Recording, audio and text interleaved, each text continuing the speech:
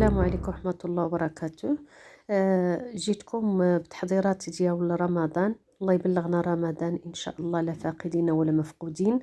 بسم الله على بركة الله. كنبداو دائما العسل باش ما بدا في التحضيرات بكري كيبقى كيزيان وكيتلبس لنا في الحلوى وكيجي مزيان، باش ما كي تنقولوا المحترفات تيتقعد لنا العسل.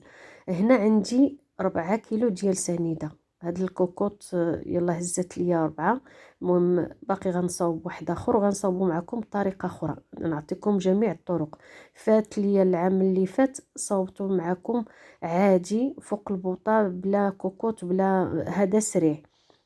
هنا كندير 4 كيلو مع 2 كيلو مع 2 لتر ديال الماء، عفوا 2 لتر ديال الماء، كولا 2 كيلو بيترو.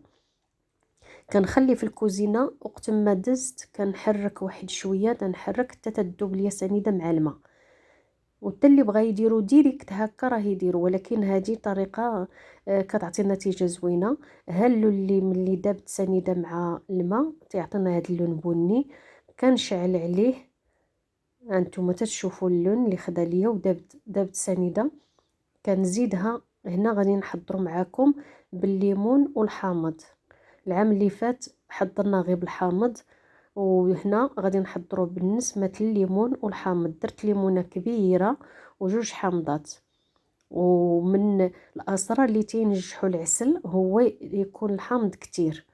الحامض باش ما كثرتوا الحامض، هاد المقدار ممكن نديروا فيه حتى 4 حامضات، كيجي رائع.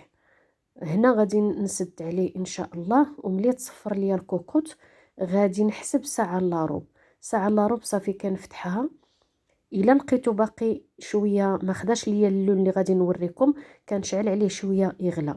الا خدا اللون اللي بغينا، الا حصلنا على هذا اللون بحال هذا اللون صافي، اذا عندي هنا انا النتيجه واجده الحمد لله. هانتوما تتشوفوا كيفاش كيجي.